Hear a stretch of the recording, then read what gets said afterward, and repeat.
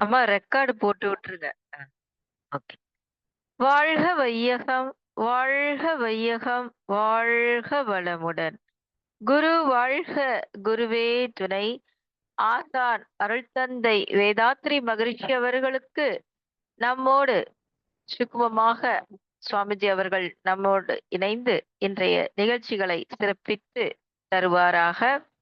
இன்றைக்கு நமக்கு இந்த நிகழ்ச்சிகள் அனைத்தையும் வழிநடத்தி கொண்டிருக்கும் நார்வே மற்றும் டென்மார்க் மனவளக்கலை மன்றங்களைச் சேர்ந்த அனைத்து மெய்யுணர்வாளர்கள் அனைவரையும் வாழ்க வளமுடன் என்று வாழ்த்துகின்றேன்.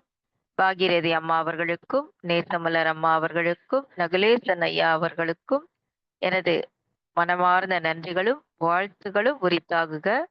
நம்மை எல்லாம் வழிநடத்தி கொண்டிருக்கும் ஆசிரியர் பெருமக்கள் அனைவரையும் வாழ்க வளமுடன் என்று வாழ்த்தி, இன்றைய நிகழ்ச்சியில் கலந்து கொள்ள வந்திருக்கும் மெய்யன்பர்கள் அனைவரையும் வாழ்த்தி வணங்கி இன்றைய சிந்தனையை துவக்குகின்றேன். வாழ்க வையகம், வாழ்க வையகம், வாழ்க வளமுடன். குரு வாழ்க, குருவே துணை. இன்னைக்கு நம்ம தீவினை அச்சம் என்ற பொருள்ல சிந்திக்கிருக்கின்றோம் அன்பர்களே. இல்லறவியல்ல 21வது அதிகாரம், வள்ளுவ பெருந்தகை திருக்குறள் என்ற அற்புதமான ஒரு உலக பொதுமறை நூல்ல தீவினை அச்சம் குறித்து மிகச் சிறப்பாக நமக்கு கொடுத்திருக்காங்க. வேதாத்திரிய வழி நின்று இந்த திருக்குறள் உட்பொருள் கருத்துக்களை சிந்திக்கிருக்கின்றோம் அன்பர்களே. தீவினை அச்சம் குறித்த ஒரு அற்புதமான கதையை முதல்ல பார்ப்போம். ஒரு பெரிய சிட்டி, அதுல சுந்தரன் அப்படின்று சொல்லக்கூடிய ஒரு தொழிலதிபர் வாழ்ந்து வந்தாராம். அவரு ஒரு அவுட்வேர்டாக ரொம்ப வெற்றி பெற்ற ஆளாக இருந்தாரு. பெரிய வீடு, விலையுயர்ந்த கார்கள், அப்போ மதிப்பு உள்ள விருதுகள், இதெல்லாம் அவரோட செல்வத்தின் அடையாளம்னு சொல்லலாம். ஆனா இந்த செல்வம் எல்லாம் எப்படி அவருக்கு கிடைச்சது அப்படின்னு பாத்தீங்கன்னா, எல்லாமே ஒரு நேர்மையற்ற வழிகள்ல தான் அது கிடைச்சது. அவரு புதுசா ஏதாவது ஒப்பந்தம் பண்ண போறாருன்னா, அப்ப கூட லஞ்சம் கொடுத்து தான் வேலை வாங்குவாராம். மக்களுக்கு குறைஞ்ச தரமான பொருட்களை வித்து லாபம் ஈட்டினாராம். அவரோட சொந்த ஆசைக்காக பல ஏழைகள் பாதிக்கப்பட்டாங்களாம். முதல்ல அவர் மனசு கவலைப்படவே இல்ல. ஆனா நாள் ஆக ஆக அந்த பிரபஞ்சம் அவருக்கு உணர்த்துச்சு. இந்த பிரபஞ்சம் இவ்வளவு பெரியது. என்னோட சின்ன தவறுகளை யார் கவனிப்பாங்க அப்படின்னு தான் அலட்சியமா ஆரம்பிச்சல நினைச்சாரு. ஆனா சில மாதங்கள் கழிச்சு இரவு படுக்கையில தூங்கும்போது அவரோட மனக்கண் முன்னாடி துன்பப்படும் முகங்கள் தான் தோன்றுச்சாம். வேலை இழந்து வாடிய தொழிலாளிகள், கடனில் சிக்கி அழுத குடும்பங்கள், அவரு கள்ள வழிகள்ல தேடி சம்பாத்தியம் பண்ண பல வாடிக்கையாளர்கள், இப்படி பல முகங்கள் அவரை துரத்துச்சாம். அவர் தனியா இருந்தாருன்னா உள்ளத்துல ஒரு குரல் எப்பவும் ஒலிச்சுக்கிட்டே இருக்குமா, சுந்தரா, உன்னோட செல்வம் பாவத்தோட சம்பளம் அப்படின்னு ஒலிக்குமா. இதனால அவரு நிம்மதி இல்லாம ரொம்ப துன்பப்பட்டுக்கிட்டு தான் இருந்தாரு. மகரிஷி சொல்வாங்க இல்லையா, மனிதன் செய்யும் ஒவ்வொரு செயலும் சிந்தனையும் பிரபஞ்சத்தில் ஒரு அலை போல பதிவாகுது அப்படின்னு. இப்ப நல்ல செயல் நிம்மதியையும், தீய செயல் அச்சத்தையும் தரும். இந்த பயம் வெளியிலிருந்து வர்றது இல்லைங்க, அது மனசாட்சியின் இயற்கை சட்டம். சுந்தரனோட வாழ்க்கையில அதுதான் நடந்தது. வெளியில யாரும் அவரை குற்றம் சாட்டல. ஆனால் அவர் உள்ளமே அவரை தண்டிச்சது. இதுதான் நம்ம சுவாமிஜி கூறும் அந்த தீவினை அச்சத்தின் ஆழமான அர்த்தம். அந்த தீவினை அச்சத்தோட வலி அவருக்கு நாளுக்கு நாள் அதிகமாயிட்டே போச்சு. சுந்தரருக்கு செல்வம் இருந்தாலும் மன அமைதி இல்ல. ஒவ்வொரு சிரிப்பும் போலியாக இருந்தது. ஒவ்வொரு விருந்தும் வெறுமையாக தான் இருந்தது. பயமும், குற்ற உணர்வும், சந்தேகமும் அவரை நாளுக்கு நாள் தின்றுச்சு. ஒரு நாள் அவர் தனியா யோசிச்சாரு. எனக்கு இவ்வளவு செல்வம் இருக்குது, ஆனா நிம்மதி இல்ல. சுவாமிஜி சொல்வாங்க, அந்த அமைதி இல்லாத வாழ்க்கை வாழ்க்கை அல்ல அப்படிங்கிறது இவரோட வாழ்க்கையில உண்மையாயிடுச்சு. அப்போ அவர் உள்ளத்துக்குள்ள அந்த குரல் எப்பவும் ஒலிச்சுக்கிட்டே இருந்தது. பிறகு ஒரு திருப்புமுனை வந்தது அவர் வாழ்க்கையில. அவரோட உற்ற நண்பர், ஆருயிர் தோழன் கிட்ட தன்னோட மனசுல இருக்க அத்தனை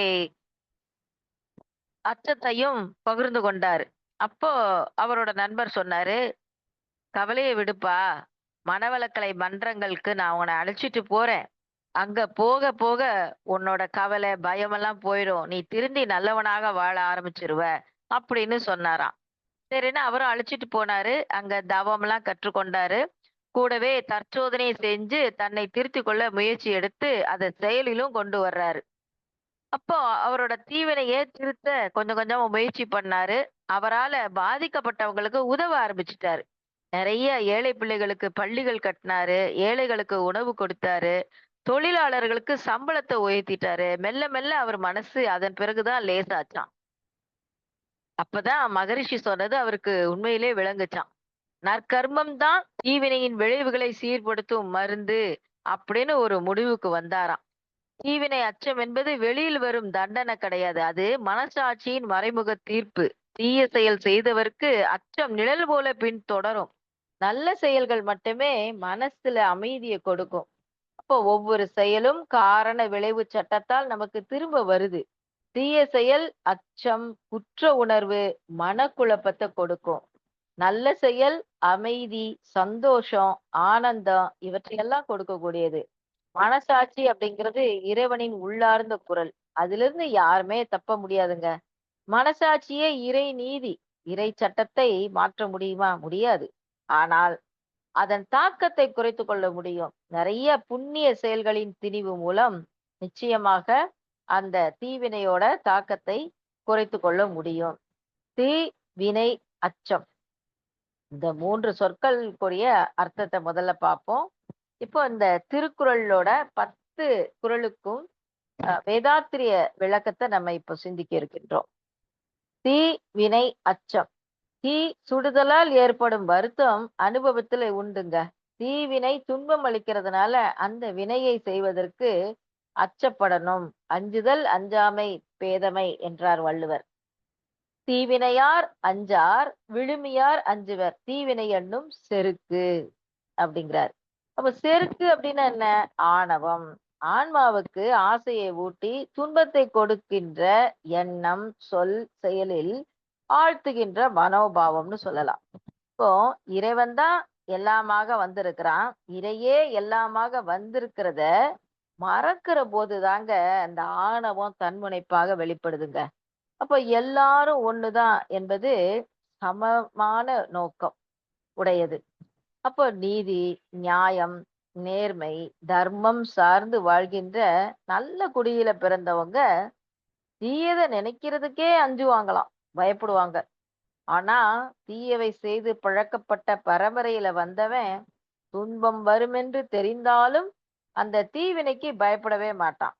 தீயவை தீய பயத்தலால் தீயவை தீயினும் அஞ்சப்படும். இந்த குறளுக்கு என்ன விளக்கம் அப்படின்னா, இப்போ நெருப்பு சுடும் என்று பயப்படுறது மாதிரி தீயவை தனக்கு துன்பம் அளிப்பதோடு ஆன்மாவில் பாவ கர்மாவாகி சந்ததிக்கும் துன்பங்களை கொடுக்கும் என்பதை உணர்ந்து தவிர்க்கணும் அப்படிங்கிறாங்க. அடுத்து அறிவினுள் எல்லாம் தலை என்ப தீய செருவார்க்கும் செய்யாவிடல். அப்படின்னா என்ன? அன்பு, கருணை, நன்றி, பொறுமை, விட்டு கொடுத்தல், தியாகம் போன்ற அனைத்து ஆக்கப்பூர்வமான நல்ல குணங்களுக்கும் அறிவு தாங்க பிறப்பிடும். இப்போ ஒரு அறை விட்டா திருப்பி 4 அறை விடு என்று சொல்வது உணர்ச்சி வசப்பட்ட நிலையில இருக்கிற மனம். ஒரு கன்னத்தில் அறைந்தால் மறு கன்னத்தை காட்டு என சொல்வது அறிவு. அதாவது மனம் பூரணமாக அறிவாக செயல்படுகின்ற நிலையில தான் இந்த மாதிரி எண்ணங்கள் வரும். இப்போ வலது கன்னத்துல அரைஞ்சா இடது கன்னத்தை காட்டு என்று இயேசுபிரான் அதனாலதான் சொன்னார். அறைந்தால் இடது கன்னத்துல தானே அடி விழும். ஆனா நண்பர் போல நடிச்சு பின்னால் நின்னு அறை கொடுத்தா வலது கன்னத்துலதான் அடி விழும். இப்போ ஒருத்தர் நமக்கு தெரியாம துன்புறுத்த விரும்பினாலும் திருப்பி அவரை துன்புறுத்துவதற்கு பதிலாக அவன் துன்பத்தை லகுவாக செய்வதற்கு துணை நிற்கணும்னு சொல்றாங்க. ஏன்னா எந்த மனிதனும் இன்னொரு மனிதனுக்கு துன்பத்தை கொடுக்க முடியாது. அது இயற்கை விதிப்படி வருவது. ஏற்கனவே செய்த தீய செயலுக்கு ஏற்ற விளைவுதான் கன்னத்தில் விழுந்த அறை. அந்த தீவினையின் தாக்கம் முழுவதுமாக வெளியேற வேண்டுமே. அப்போ அந்த துன்பத்தை நாமாக விரும்பி ஏற்றுக்கொள்ளணும்.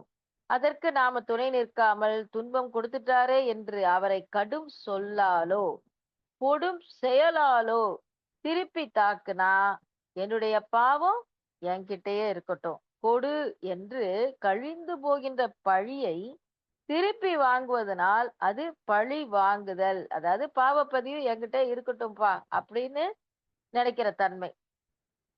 அதத்தான் இப்படி சொல்றாங்க. அப்போ மறந்தும் பிறன்கேடு சூழற்க சூழின் அறம் சூழும் சூழ்ந்தவன் கேடு. அப்படின்னா ஒவ்வொரு ஒருத்தருடைய தீய வினை வெளிப்படுகின்ற நேரத்துல அதை வாங்கிக் கொள்ள நான் தயாராகி தீய எண்ணத்தால் அவருக்கு துன்பம் தந்தால் அவரது தீய வினை பதிவில் எனக்கு வர அவரது ஆத்மாவிலிருந்து பாவம் நீங்கிவிட்ட இடத்தை தர்மம் சூழும். நன்றாக வாழ வேண்டும் என்பது அடிப்படை உணர்வு. அதற்கு மாறாக மற்றவர் பழி நம்மிடம் வந்து சேர்வது துன்பம் அளிக்கும்.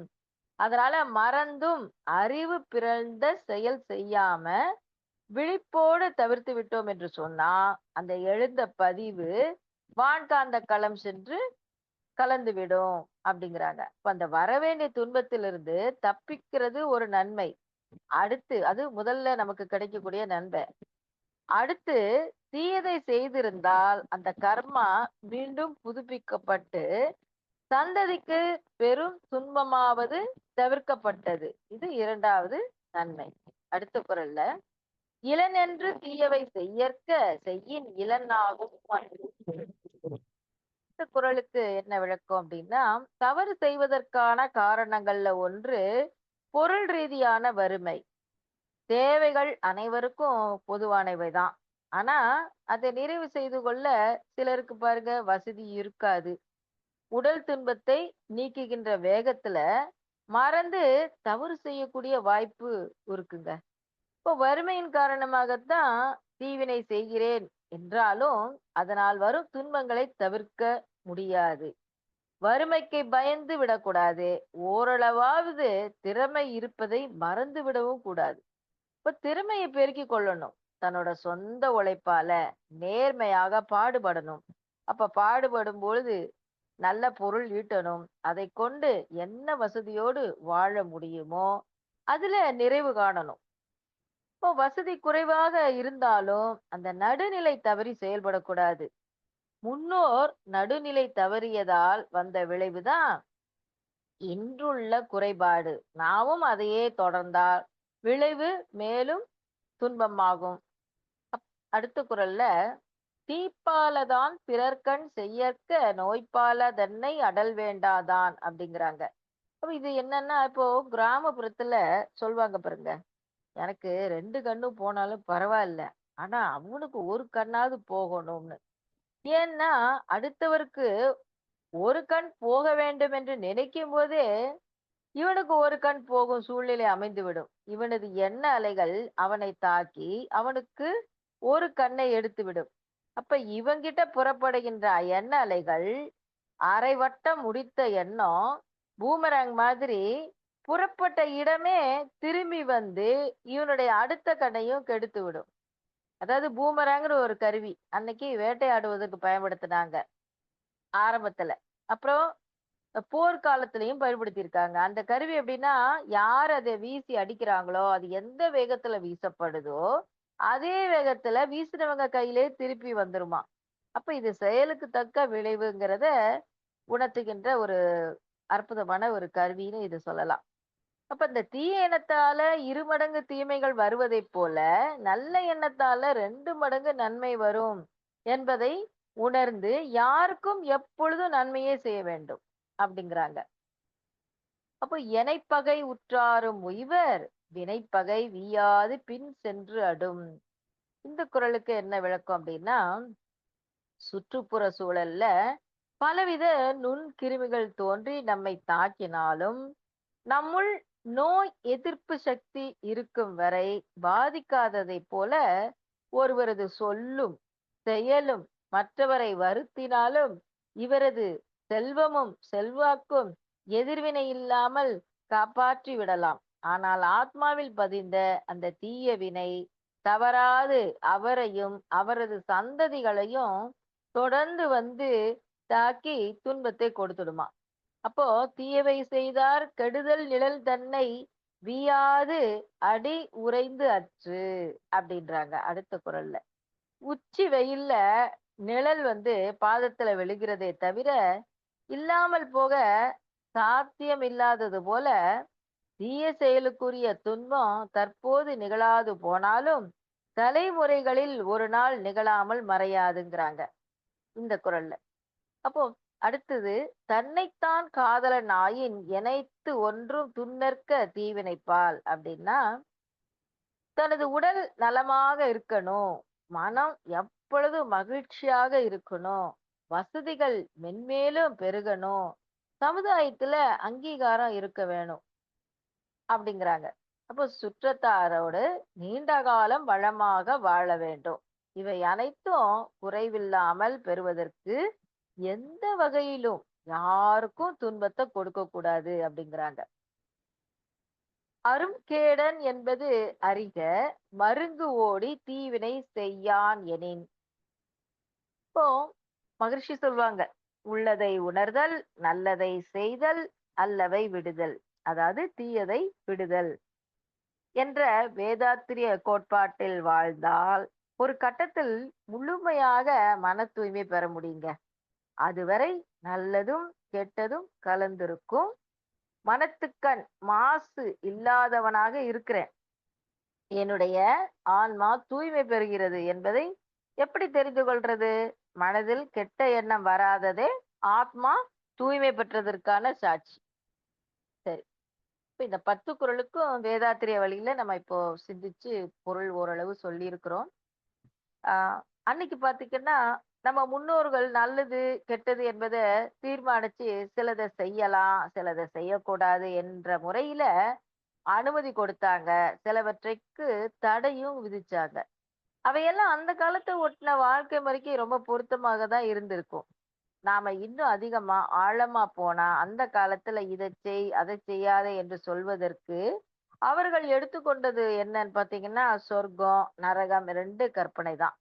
நல்லது செஞ்சா கடவுள் ஒருத்தருக்கு நல்ல இடத்தை கொடுப்பான், தீயவை செய்தால் தண்டிப்பான் என்று நல்லதை செய்ததற்கு ஆசை காட்டினாங்க, தீயதை செய்யாமல் இருப்பதற்கு அச்சமூட்டுனாங்க. நல்லன செய்யவும் தீயவற்றை தடுக்கவும் வேண்டிய அளவுக்கு மக்களுக்கு போதிச்சு வந்தாங்க.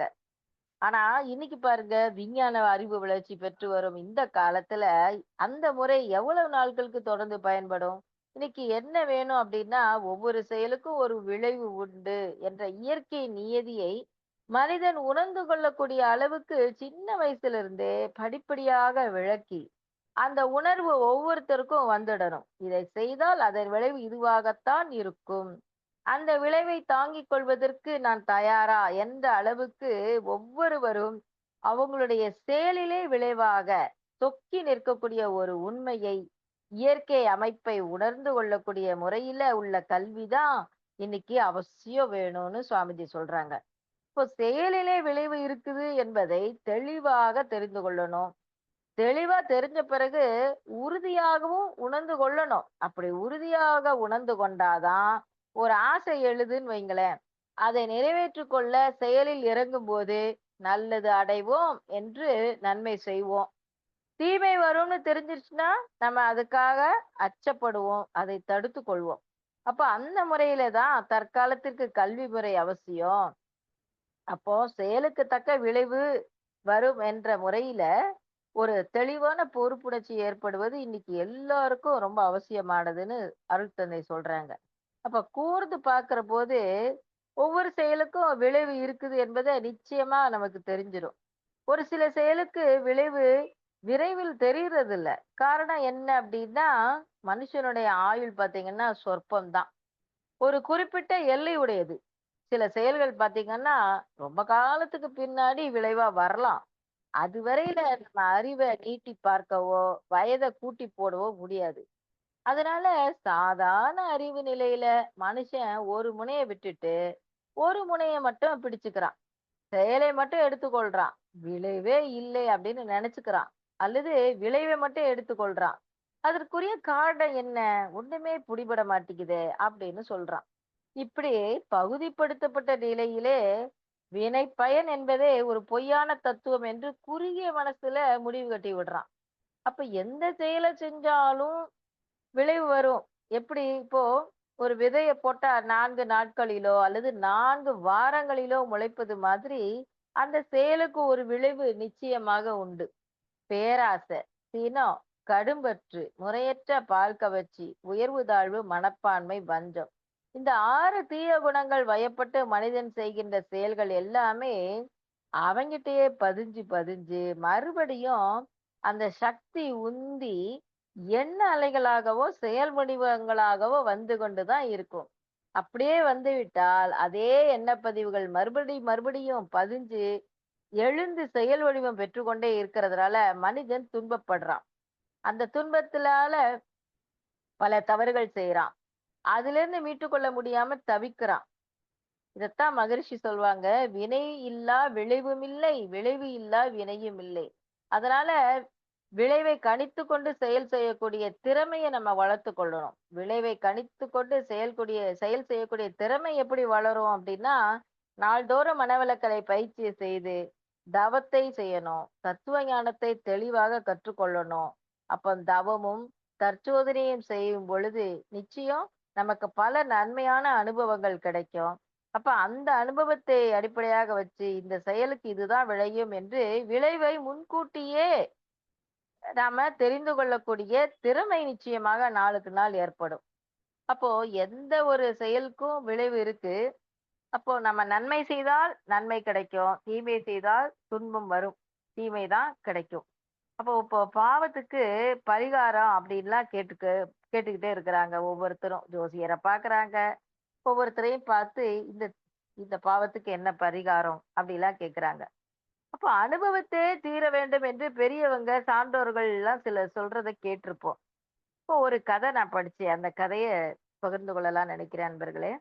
ஒரு ரிஷி யமலோகத்தை சுத்தி பார்க்க ஆசைப்பட்டாராம். யமதர்மன் அவரோட ஆசைக்கு இணங்கி, "ஐயா நானும் உங்க கூட வர்றேன்" அப்படின்னு சொல்லிட்டு, அதன் பிறகு சித்திரகுப்தனை அனுப்பிட்டாராம்.